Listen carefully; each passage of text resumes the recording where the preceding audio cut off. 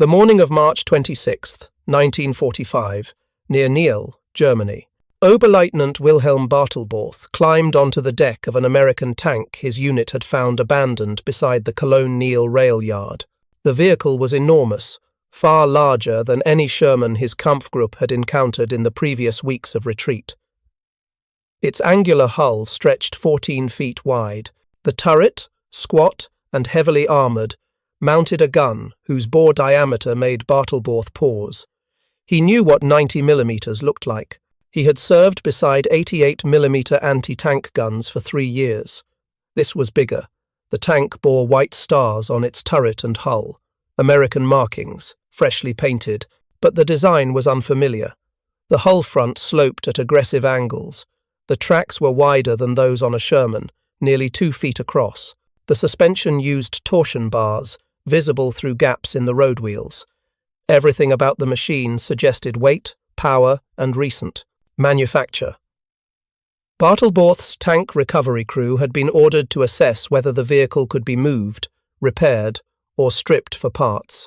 His regiment, part of the disintegrating German defences west of the Rhine, desperately needed anything that could still fight. Germany's armoured forces in March 1945 existed in name more than reality. The Panther and Tiger tanks that had once dominated battlefields were now scattered in small groups, often immobilized by fuel shortages or mechanical failures. Crews abandoned vehicles that could not move rather than waiting to be captured inside them.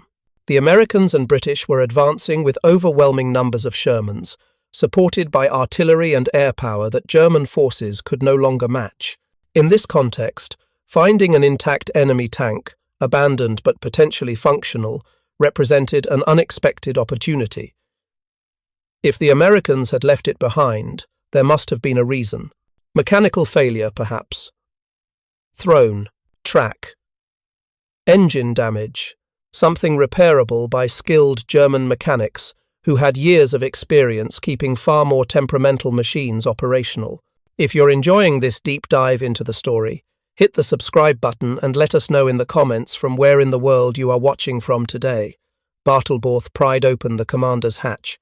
The interior smelled of oil, cordite, and the distinctive odour of American equipment, a combination of rubber and preservative compounds. The fighting compartment was spacious compared to German designs. The commander's position included a rotating cupola with vision blocks providing all-around observation. The gunner's station featured a periscopic sight and power traverse controls. Ammunition racks lined the turret basket walls, organized and protected. The layout suggested a crew of 5, the same as German medium tanks, but with far more internal volume. His crew examined the engine compartment. The power plant was a Ford GAF, a gasoline engine producing 500 horsepower. The transmission was automatic, an American innovation that German tankers found both impressive and suspicious. The tracks showed moderate wear but remained serviceable. Most significantly, the gun breech appeared undamaged. Bartelborth's gunner, a veteran named Steiner, who had served in panzers since 1942, examined the 90mm gun's mechanism and whistled quietly. The breech was clean, properly maintained. The recoil system showed no signs of damage. Ammunition lay stored in the racks, both armour-piercing and high-explosive rounds clearly marked in English. The question Bartelborth faced was whether this American tank represented a genuine threat or simply another variation of the Sherman, mechanically reliable but ultimately vulnerable to German anti-tank weapons. His superiors wanted information. If the Americans were fielding new armour, German commanders needed to understand its capabilities and weaknesses. The Wehrmacht had captured countless enemy vehicles during the war. Standard procedure involved technical examination, test firing when possible, and tactical assessment. This tank would receive the same treatment.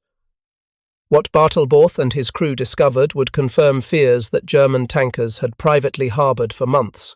The Americans had finally built something that changed the calculus of armoured warfare on the Western Front. German tank design philosophy in 1945 was rooted in lessons learned across 6 years of mechanized warfare. The panzer forces had evolved from the light Panzer IS and IS used in Poland and France into the heavy Tigers and Panthers that fought in Russia and Normandy. Each generation of German armor reflected hard-won knowledge about what worked and what failed on battlefields, where survival often depended on gun penetration and armor thickness. The Panther, Germany's primary medium tank by 1945, mounted a 75mm Kerbuk 42 L70 gun. This weapon could penetrate 4.5 inches of armor at 1,000 yards. Its long barrel and high muzzle velocity made it effective against Soviet 34s and American Shermans at ranges where those tanks could not effectively return fire. The Panther's frontal armor measured 3 inches thick on the upper glacis, sloped at 55 degrees to provide effective protection equivalent to nearly 5 inches against anti-tank rounds. German crews trusted this combination of firepower and protection. They had defeated numerically superior enemy forces through tactical skill and superior equipment.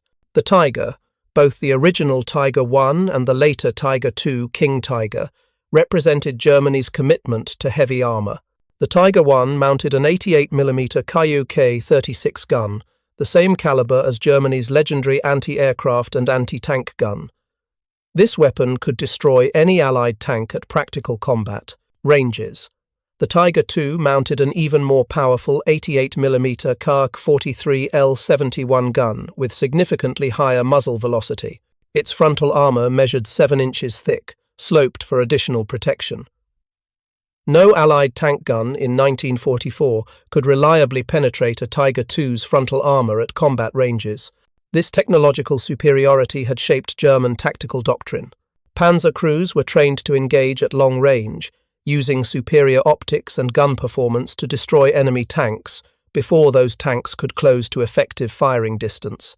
German commanders positioned their armor to maximize these advantages, using terrain and concealment to create killing zones where Allied tanks advancing across open ground became targets.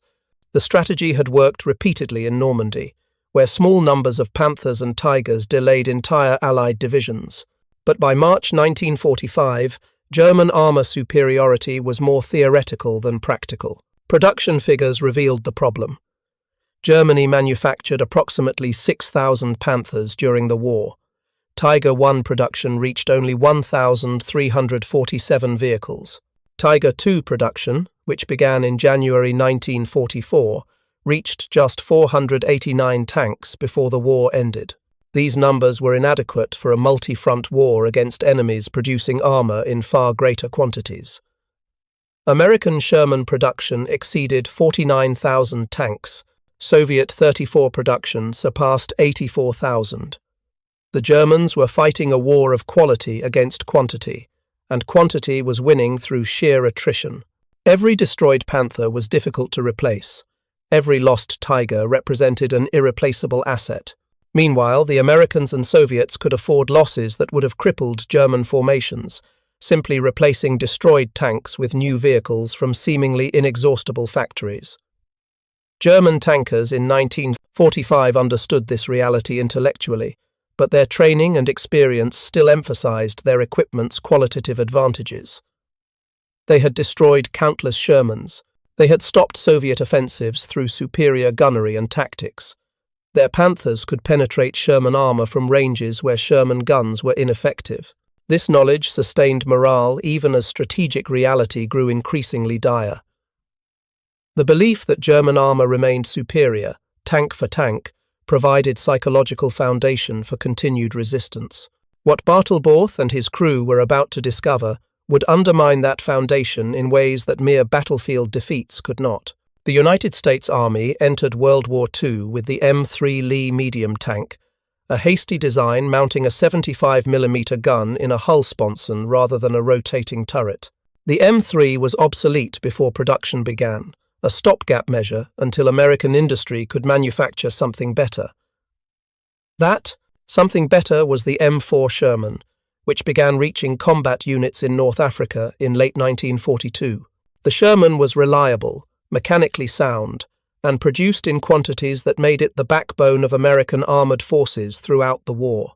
But American tankers who faced German Panthers and Tigers quickly recognized the Sherman's limitations. The standard Sherman mounted a 75mm M3 gun with muzzle velocity of 2,030 feet per second. This weapon could penetrate approximately 3 inches of armor at 500 yards. Against a Panther's frontal armor, sloped and equivalent to nearly 5 inches of protection, the Sherman's gun was marginally effective at best. Against a Tiger's frontal armor, the Sherman had almost no chance of penetration at combat ranges. American tankers developed tactics to compensate, using numerical superiority and flanking maneuvers to engage German heavy tanks from sides and rear where armor was thinner.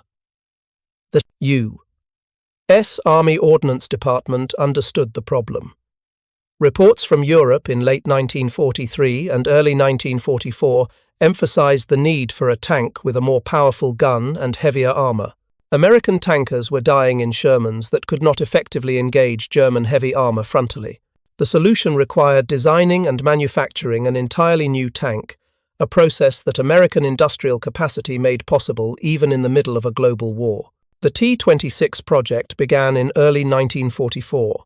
Specifications called for a tank mounting a 90mm gun, the same caliber as U.S. anti-aircraft artillery. The gun would fire a 24-pound armor-piercing round at muzzle velocity, approaching 3,000 feet per second, giving it penetration performance comparable to German 88mm guns. Armor protection would be substantially increased, with 4 inches of frontal hull armor sloped at 46 degrees. The turret front would measure 4 inches thick. Combat weight would reach 41 tons, making it significantly heavier than the 30-ton Sherman, but still within acceptable limits for American logistics and bridge capacity. Fisher Tank Arsenal in Grand Blanc, Michigan received the production contract. The facility had been manufacturing Shermans since 1942 and possessed the tooling and experienced workforce necessary for large-scale tank production. Converting production lines from Sherman to the new heavy tank required months of preparation, retooling, and worker training. The first production vehicles emerged in November 1944. The tank was designated M26 and named Pershing, after General John J. Pershing, who had commanded American forces in World War I. The Pershing represented American industry's answer to German heavy armor. Its 90mm M3 gun could penetrate 4.5 inches of armor at 1,000 yards, comparable to the German Panther's gun. Its own armor, while not matching the Tiger II's 7 inches of frontal protection, was sufficient to resist German 75mm guns at most combat ranges. The tank carried a crew of 5, with positions for commander, gunner, loader, driver, and assistant driver, bow gunner. Power came from a Ford GAF-Vate gasoline engine producing 500 horsepower, giving the 41-ton tank a road speed of 30 miles per hour. Production proceeded slowly.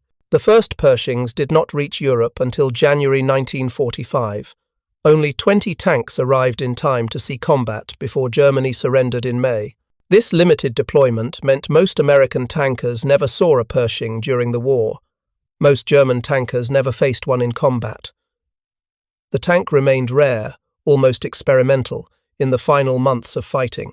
But for the German tank recovery crew examining the abandoned Pershing near Cologne in late March 1945, this rarity made their discovery more insignificant.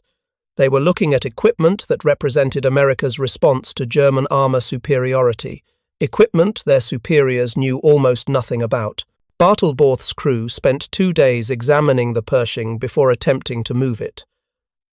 The tank had been abandoned with minimal damage, suggesting mechanical failure or fuel exhaustion rather than combat loss. American forces advancing rapidly eastward often left disabled vehicles behind, planning to recover them later with specialized equipment. This particular Pershing bore the markings of the 3rd Armored Division, which had crossed the Rhine at Remagen earlier in March, and was now driving deep into Germany's industrial heartland. The crew's first priority was determining why the Americans had abandoned it. Steiner, the gunner, discovered the problem within hours. The final drive on the left track had failed, a mechanical issue that would require specialized parts and tools to repair. For American recovery units with proper equipment and replacement components, this represented a temporary setback. For German mechanics working with improvised tools and no access to American spare parts, it was nearly insurmountable, but the gun remained functional, and that was what interested Bartelborth's superiors. German intelligence on the M26 was limited in March 1945. The Wehrmacht's reconnaissance and intelligence-gathering capabilities had deteriorated severely. Luftwaffe reconnaissance flights were rare due to fuel shortages and Allied air superiority. Reports from frontline units were fragmentary and often contradictory. German commanders knew the Americans had deployed a new heavy tank, but details regarding its armor protection, gun performance, and tactical capabilities remained unclear. Capturing an intact example provided an opportunity for systematic evaluation. The 90mm gun dominated the assessment. Steiner had served as a gunner on Panzer IVs and Panthers. He understood gun mechanisms, recoil systems, and ammunition performance. The M3 gun's breech was vertical sliding block design, similar to German guns but with American engineering refinements. The recoil mechanism was hydraulic, smoothly absorbing the gun's firing forces. The gun tube measured 15 feet long, a length-to-caliber ratio that indicated high muzzle velocity and flat trajectory. Everything about the weapon suggested it was designed for long-range armor penetration. The ammunition told the story more clearly. The armor-piercing rounds stored in the turret racks were designated M82 24-pound projectiles with ballistic caps designed to maintain velocity over distance. Steiner examined one carefully. The projectile was substantially larger and heavier than the 75mm rounds fired by Sherman tanks. It was comparable in weight to the 88mm rounds fired by German Tigers, though the American round's design differed in important details. The propellant charge was significant, filling a brass case nearly 2 feet long. Simple physics dictated that a 24-pound projectile pushed by that much propellant would achieve muzzle velocity sufficient to defeat heavy armor. German doctrine emphasized understanding enemy equipment through direct examination and testing when possible. Bartelborth's orders specified that if the gun could be test-fired, it should be, using captured American ammunition. His superiors wanted data, not speculation. The challenge was finding a safe location to conduct firing tests without attracting American attention. Allied fighter bombers patrolled constantly, attacking any German military activity observed from the air. Moving the immobilized Pershing was impossible, but the gun itself could be fired from the tank's current position. On March 28th, Bartelborth's crew prepared for test firing. They selected a target, an abandoned German Panzer IV located approximately 100 yards from the Pershing's position. The Panzer IV had been destroyed previously, its turret blown off by internal ammunition fire, but its hull remained intact. The hull armor measured 3 inches thick on the front, representative of German medium tank protection. If the American gun could penetrate that armor at 800 yards, it confirmed the weapon's effectiveness against most German armor. Steiner positioned himself in the gunner's seat. The American periscopic sight was clearer than German optics he had used, with better light transmission and less distortion. The power traverse system rotated the turret smoothly with minimal effort, unlike the manual traverse on German tanks that required significant physical exertion. He centered the reticle on the abandoned Panzer IV's hull front, adjusted for range using the sight's graduated markings, and reported ready to fire. Bartelborth gave the order. Steiner pressed the firing trigger. The gun fired with a sharp crack, distinctly different from the deeper boom of German 88mm guns. The recoil was smooth, the turret barely shifting despite the gun's power. Through the sight, Steiner watched the tracer element in the projectile arc toward the target. Impact came less than a second later. The armor-piercing round struck the Panzer IV's front hull squarely. There was no ricochet, no deflection. The round punched through the 3-inch armor plate, creating a clean hole approximately 4 inches in diameter. The projectile had enough remaining energy after penetration to exit through the rear hull, leaving a larger, rougher hole where it emerged. The crew said nothing for several seconds. They had just witnessed an American tank gun penetrate German medium tank armor at 800 yards with casual ease. The implications were immediate and troubling. If this gun could defeat a Panzer IV frontally at that range, it could likely penetrate a Panther's side armor. It might even threaten a Tiger's frontal armor under favorable conditions. The Americans had developed a weapon system comparable to Germany's best anti-tank guns, mounted it in a tank with reasonable armor protection, and were presumably producing it in quantities that German industry could never match. Bartelborth ordered a second test shot, this time at closer range. He wanted to understand the gun's performance at distances more typical of combat engagements in Germany's increasingly constricted battlefield. Urban fighting, combat in forests, and battles among the industrial ruins of the Ruhr Valley rarely exceeded 400 yards. At such ranges, even relatively weak guns could penetrate armor through sheer kinetic energy. But the question was whether the American gun's penetration performance improved significantly at closer distances, and whether the ammunition demonstrated characteristics that made it particularly dangerous. Steiner aimed at a section of the destroyed Panzer IV's side armor, which measured 2 inches thick. At 400 yards, the 90mm gun's performance was devastating. The armor-piercing round penetrated completely, the hole slightly larger than at 800 yards due to the increased impact velocity. More concerning was what happened inside the hull. The crew could hear secondary damage, the sound of the projectile fragmenting after penetration and ricocheting within the confined space. This was exactly what killed tank crews, not always the initial penetration, but the spray of metal fragments and spalling that followed, turning the interior into a lethal environment. The crew conducted additional tests over the following hours. They fired at angled armor to assess the gun's performance against sloped surfaces.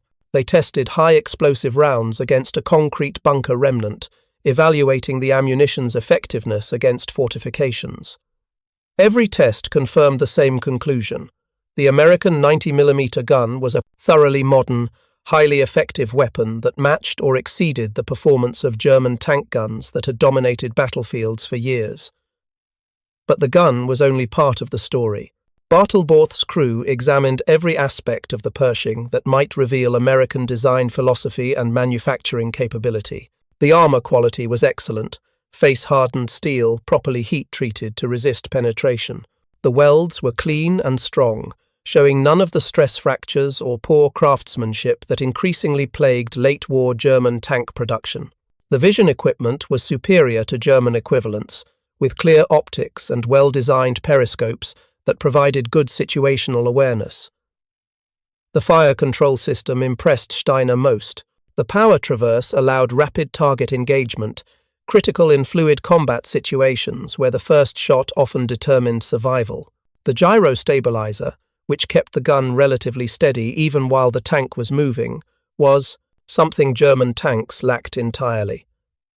German doctrine emphasized firing from stationary positions, using the tank's superior optics and gun performance to engage at long range. The American approach seemed different, accepting that combat would be mobile and designing equipment to allow accurate fire on the move. Most revealing was the tank's internal arrangement. The fighting compartment was spacious compared to German designs. The commander's cupola provided excellent all-around vision. The loader had clear access to ammunition racks organized logically around the turret basket. The driver and assistant driver had adequate space and good vision equipment. Everything suggested a design philosophy that prioritized crew effectiveness and sustained combat operations. German late-war designs, constrained by resource shortages and desperate production schedules, had sacrificed crew comfort and ergonomics to maximize armor and firepower. The Americans apparently saw no need to make such compromises. The engine compartment revealed similar attention to detail and manufacturing quality. The Ford GAF engine was well built, with precision machining evident in every component. The air filtration system was sophisticated, protecting the engine from dust and debris. The transmission, though automatic rather than manual like German designs, was robust and properly engineered. Bartelborth, who had commanded tanks since 1941 and had dealt with countless mechanical failures, recognized quality engineering when he saw it. This tank was built to last, built to be maintained in field conditions, built to fight sustained campaigns rather than desperate defensive actions. If you find this story engaging, please take a moment to subscribe and enable notifications. It helps us continue producing in-depth content like this. The crew's assessment report, submitted to their division headquarters on March 29th, was detailed and sobering. They documented the guns, penetration performance, the armor quality, the internal layout, and the overall impression of American manufacturing capability. Bartelborth included his professional judgment. The M26 represented a fundamental shift in American armored warfare capability. It was not a superweapon, not invincible, but it was good enough. Combined with American numerical superiority, air power, and artillery support, it eliminated the qualitative advantages that had allowed German armor to compete against overwhelming enemy numbers. The report concluded with an observation that reflected broader German military sentiment in March 1945.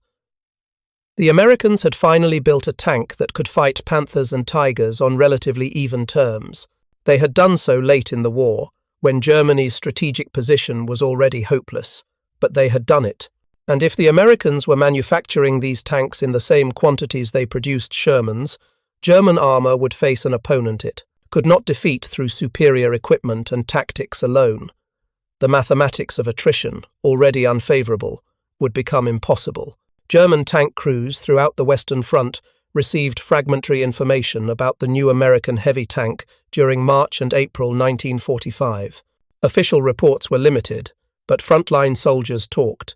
Stories spread about American tanks with guns that could penetrate Panther armor, about vehicles that survived hits from German 75mm guns, about equipment that suggested the Americans had finally closed the qualitative gap that had been Germany's last advantage. The psychological impact was significant precisely because it confirmed what many German soldiers already suspected. The war was lost. Germany's industrial capacity, strained by years of combat and devastated by strategic bombing, could not compete with American production. The Luftwaffe had ceased to exist as an effective fighting force. Cities were burning under constant Allied air attack. The Red Army was advancing from the east, overwhelming German defences through sheer weight of men and material. And now the Americans were fielding armour that eliminated Germany's last claim to battlefield superiority. For tank crews who had trusted their Panthers and Tigers to provide technical advantage over numerically superior enemies, the Pershing's appearance carried particular weight. It meant that American tankers no longer needed to rely exclusively on numerical superiority and aggressive tactics to defeat German heavy armour. They had equipment that could engage frontally and win. The carefully cultivated belief that German engineering superiority would somehow compensate for material disadvantages was revealed as wishful thinking. Veteran crews understood the implications immediately. Younger soldiers, indoctrinated with propaganda about German wonder weapons and inevitable victory, took longer to process the reality. But everyone who served in armoured units in those final weeks of the war recognized that something fundamental had changed. The Americans were not simply overwhelming German forces with numbers. They were now matching German forces with equivalent or superior equipment, while maintaining their enormous advantages in logistics, air power, and industrial capacity. The few engagements between Pershings and German armour in March and April 1945 were limited and often inconclusive due to the chaotic nature of the fighting. The 3rd Armoured Division, which deployed the majority of Pershings that reached Europe before the war ended, used them primarily as assault guns supporting combined arms operations, rather than in tank versus tank duels. When Pershings did engage German armour, the results validated the technical assessments. The 90mm gun penetrated German medium tank armour reliably. The Pershing's own armour resisted German 75mm guns at combat ranges. One documented engagement occurred near Paderborn on April 1, 1945. A Pershing from the 3rd Armoured Division engaged a Panther at approximately 600 yards. The American gunner fired first, the 90mm round striking the Panther's frontal armour and penetrating completely. The Panther's crew abandoned the vehicle immediately, recognizing the hit was fatal. The engagement lasted less than 30 seconds, but it demonstrated exactly what German intelligence officers feared. The American heavy tank could defeat German medium armor in frontal engagements at combat ranges. German tank recovery crews who examined destroyed Pershings found evidence of the tank's survivability. Unlike Shermans, which often burned catastrophically when penetrated due to gasoline fires, Pershings tended to sustain damage without complete destruction. The armor was thick enough to defeat many hits entirely. When penetration occurred, the internal arrangement often prevented catastrophic secondary damage. American ammunition storage, in protected racks with blow-off panels, reduced the likelihood of ammunition fires that killed entire crews. Everything about the design suggested the Americans had learned from years of combat experience and incorporated those lessons into improved equipment. By mid-April, as German forces collapsed under pressure from east and west, the question of American tank superiority became academic. Germany had no fuel to move its remaining armor, no ammunition to sustain combat, no replacement crews for destroyed vehicles. Pershings or Shermans, it made no difference. The war was ending through mechanical exhaustion of Germany's ability to resist rather than through any single decisive battle or technological breakthrough. But for German tankers who survived the war and reflected on their experiences, the Pershing remained symbolically important. It represented the moment when Germany's last claim to battlefield advantage evaporated. German soldiers could tell themselves they were losing to Soviet hordes in the east, that the Red Army won through sheer weight of numbers despite inferior equipment. They could rationalize defeats in the west by noting Allied air superiority and artillery abundance. But they could not deny that the Americans had built a tank that matched German heavy armor's capabilities, while maintaining all the logistical and numerical advantages that made American victory inevitable. The captured Pershing near Cologne remained in German hands until British forces overran the area in mid-April. The tank was recovered, repaired, and eventually returned to American units. Bartelborth's detailed assessment report was captured by Allied forces and later studied by American intelligence officers interested in German perspectives on American equipment. The report's conclusions, stripped of propaganda and tactical speculation, were straightforward. The M26 was an effective combat vehicle that eliminated German armor's qualitative advantages. In the hands of well-trained crews, supported by overwhelming logistics and air power, it was more than sufficient to defeat anything Germany could field in spring 1945. Oberleutnant Wilhelm Bartelborth surrendered to British forces on April 16, 1945, when his unit's defensive position near Cologne became untenable. He survived the war and returned to civilian life in West Germany, working as a mechanical engineer for a manufacturing firm in Stuttgart. In interviews conducted in the 1960s by military historians researching German perspectives on Allied equipment, Bartelborth spoke candidly about examining the captured Pershing. He described it as a moment of clarity, when abstract knowledge about American industrial capacity became concrete reality in the form of a single, well-built tank with a gun that could defeat German armor. Bartelborth noted that by March 1945, most German soldiers understood intellectually that the war was lost, but understanding strategically and accepting emotionally were different processes. Seeing the Pershing, testing its gun, examining its construction quality, forced an emotional acceptance that matched the intellectual understanding. The Americans were not winning merely through numbers. They were winning because they could produce equipment of equivalent or superior quality in quantities Germany could never match. The combination was overwhelming and final. Steiner, the gunner who fired the test shots, was killed 3 weeks after examining the Pershing, when his Panther was destroyed by American artillery fire during the fighting around the Ruhr pocket. He was 23 years old, a veteran of campaigns in Russia and France, who survived years of combat only to die in Germany's final collapse. His experience was typical of many German tankers in spring 1945. They possessed skills and experience, accumulated over years of war, but they fought in a strategic situation where individual competence could not affect the outcome. The specific Pershing examined by Bartelborth's crew was recovered by American forces after British troops secured the area. Maintenance crews repaired the failed final drive, replacing damaged components with parts brought forward by the 3rd Armoured Division's supply trains.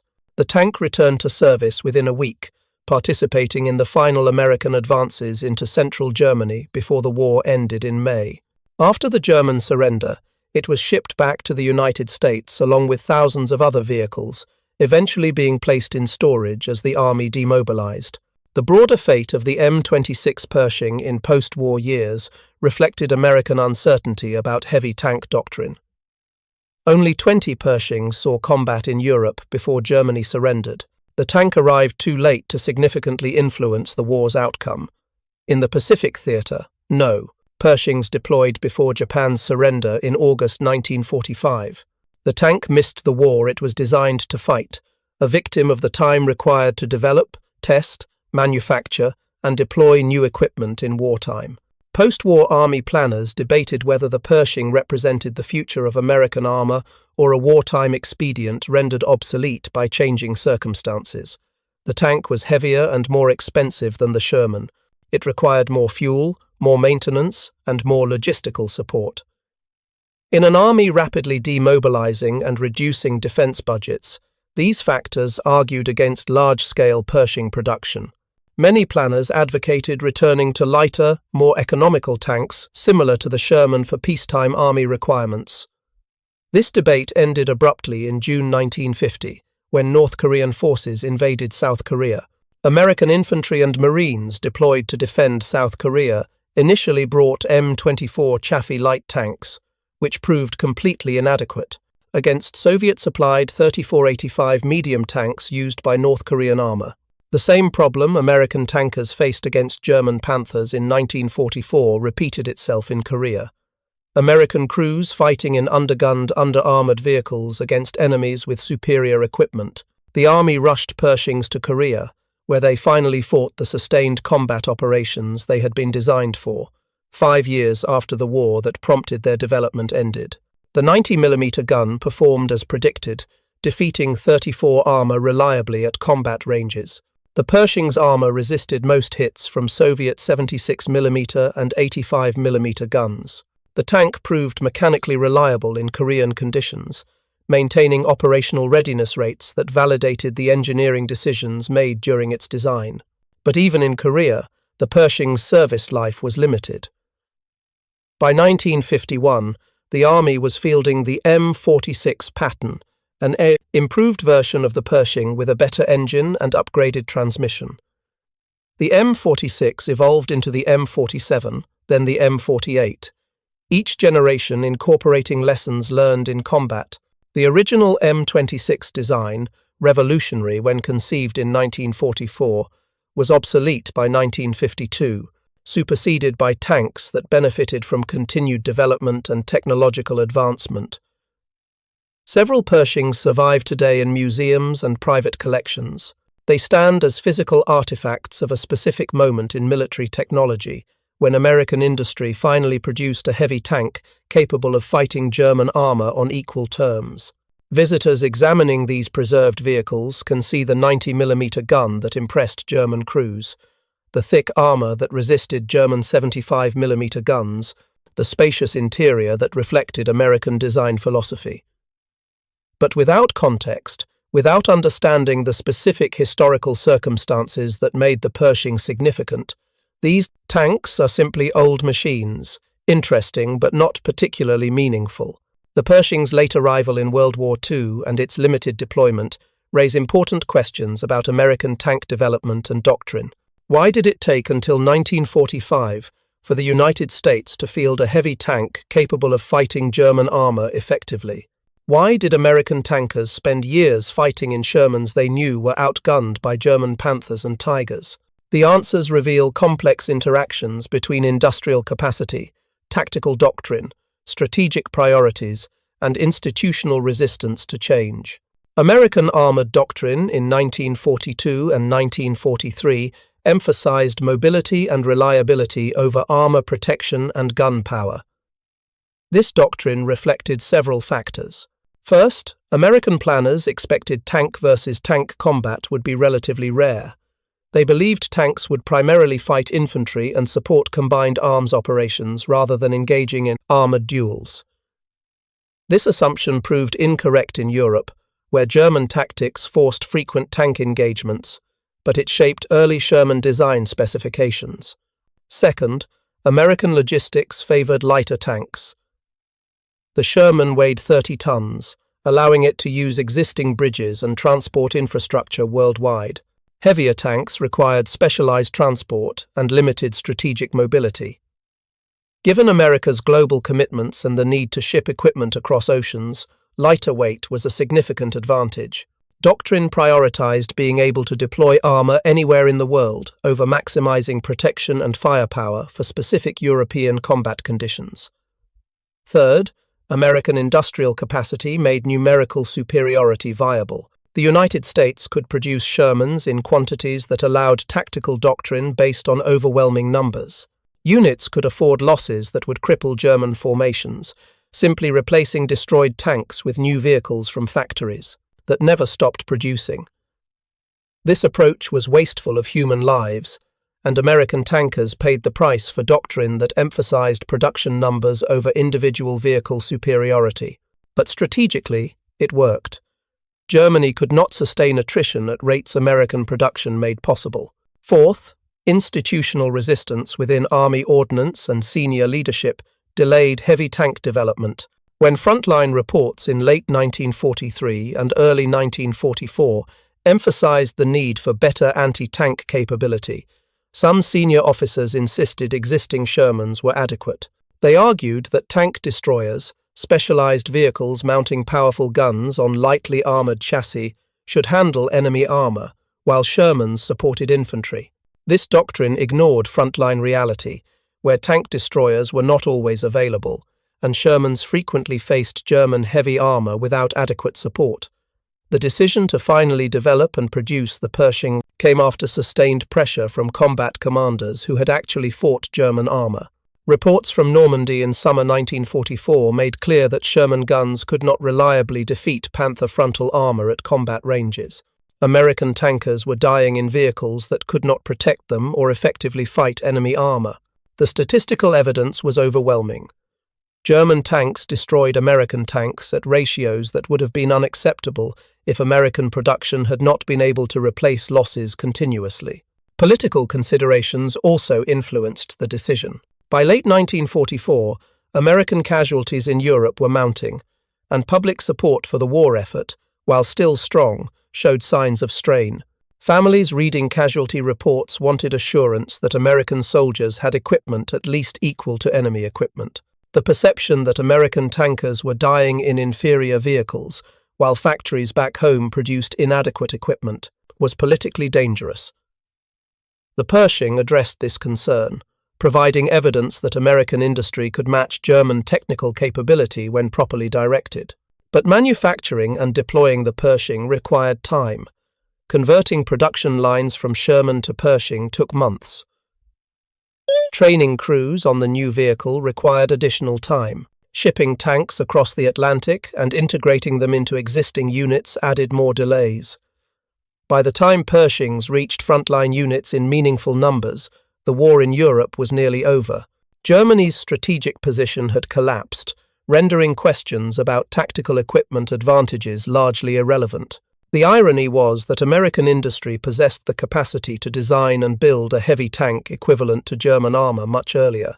The T-26 prototype that became the Pershing could have been developed in 1943 had institutional will existed. Production could have begun in early 1944, potentially fielding hundreds of Pershings for the Normandy invasion. American tankers would have fought with equipment that matched German capabilities, reducing casualties and possibly shortening the campaign in Western Europe. Instead, the Pershing arrived too late to matter strategically, a technological solution to a problem that time and circumstance were already solving through other means. German armor in spring 1945 was a spent force, starved of fuel and ammunition, manned by inexperienced crews, and overwhelmed by Allied numerical superiority and air power. Whether American tanks opposing them were Shermans or Pershings made minimal difference to strategic outcomes. Germany was defeated by cumulative attrition, not by any specific tactical equipment advantage. Yet for the individual tankers involved, the distinction between Sherman and Pershing was literally life and death. A Sherman crew engaging a Panther faced long odds, depending on tactical surprise and numerical superiority to survive the encounter. A Pershing crew engaging the same Panther could fight on roughly equal terms, their gun capable of defeating enemy armor and their own armor providing reasonable protection. The strategic irrelevance of the Pershing's late arrival did not diminish its tactical significance for the men who fought in these tanks. The story of German tankers examining a captured Pershing in March 1945 encapsulates several fundamental truths about industrial warfare. First, belief and morale cannot substitute for material capability. German tank crews were among the most experienced and skilled in the world by 1945. They had survived years of combat, mastered complex tactics, and demonstrated courage under conditions that broke lesser soldiers. But individual skill and unit cohesion mattered less than the equipment they fought with and the industrial systems that produced, supplied, and sustained that equipment. Second, technological advantage is temporary and requires continuous industrial capacity to maintain. Germany achieved temporary technological superiority in tank design with the Panther and Tiger. These vehicles could defeat Allied armor in direct engagements throughout 1944. But this advantage was unsustainable. German factories could not produce enough Panthers and Tigers to replace combat losses. Meanwhile, American and Soviet industries continued developing and producing improved equipment in quantities that eventually overwhelmed qualitative German advantages. Third, the time lag between identifying a problem and fielding a solution can be decisive in warfare. American commanders recognized the need for a heavy tank with a more powerful gun in late 1943. The Pershing, designed to address this need, did not reach combat until early 1945. This 18-month gap represented thousands of American tanker casualties, suffered in engagements where better equipment might have changed outcomes. The bureaucratic and industrial processes that delayed the Pershing's development and deployment had measurable human costs. Fourth, industrial capacity shapes not just military outcomes but psychological reality. The German crews examining the Pershing understood they were looking at a product of American industrial might that Germany could never match. The tank itself was impressive, but more impressive was the knowledge that American factories could produce such vehicles in quantities that made individual technical comparisons somewhat irrelevant. One excellent tank mattered less than 1,000 adequate tanks, and the Americans had both quality and quantity. The 90mm gun that impressed German assessors represented years of American metallurgical research, ballistic testing, and industrial development. The armor that resisted German anti-tank fire was produced by steel mills operating at capacities German industry could not approach by 1945. The vision equipment, the power traverse, the gyro stabilizer, all these components reflected an industrial economy that could allocate resources to improving combat effectiveness rather than simply maintaining production of existing designs. For German soldiers experiencing this disparity firsthand, the psychological impact was profound. They had been told for years that German technical superiority would compensate for Allied numerical advantages. When that technical superiority evaporated, as it did with the Pershing's appearance, the strategic hopelessness of Germany's position became undeniable. No amount of courage, no tactical brilliance, no operational skill could overcome the fundamental material imbalance. The American tankers who eventually fought in Pershings experienced different but related psychological effects. They had spent months or years fighting in Shermans, knowing their tanks were outmatched by German heavy armor. They had lost friends and comrades to German guns their own weapons could not defeat. They had developed tactics and techniques to compensate for equipment inadequacies, using speed, surprise, and numerical advantage to overcome technical inferiority. When they finally received tanks that could fight German armor on equal terms, the psychological relief was significant, even though the war was nearly over. The Pershing validated American tankers' complaints about the Shermans' inadequacies. It proved that American industry could produce equipment equal to German tanks when properly directed. It demonstrated that American soldiers' lives were valued enough to warrant developing better equipment, even late in a war whose outcome was no longer in doubt. These factors mattered to individual soldiers, even if they made minimal strategic difference.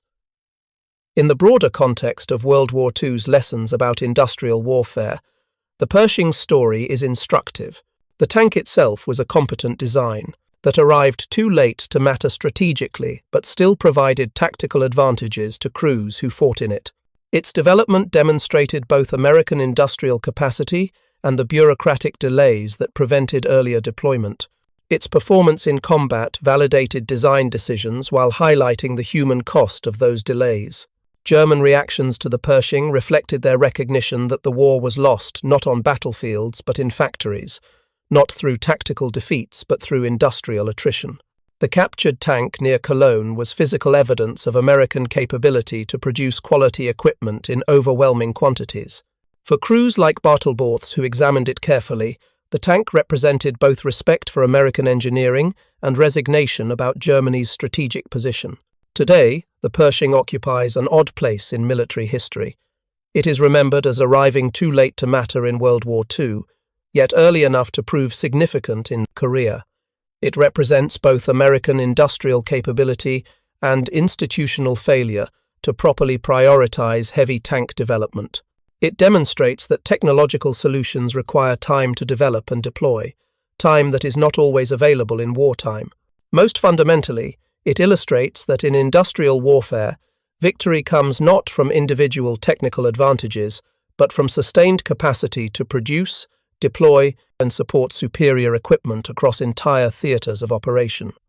The German tankers who examined that captured Pershing in March 1945 understood this reality immediately and viscerally. They saw not just a tank, but evidence of an industrial system they could not compete with, fighting a war their country could not win. The 90mm gun that could penetrate German armour was less significant than the knowledge that American factories could produce thousands of such guns, mount them on thousands of tanks, and deploy them worldwide with logistical support German forces could only imagine. That knowledge, more than any single battlefield defeat, confirmed the war's inevitable outcome. Thank you for watching. For more detailed historical breakdowns, check out the other videos on your screen now, and don't forget to subscribe.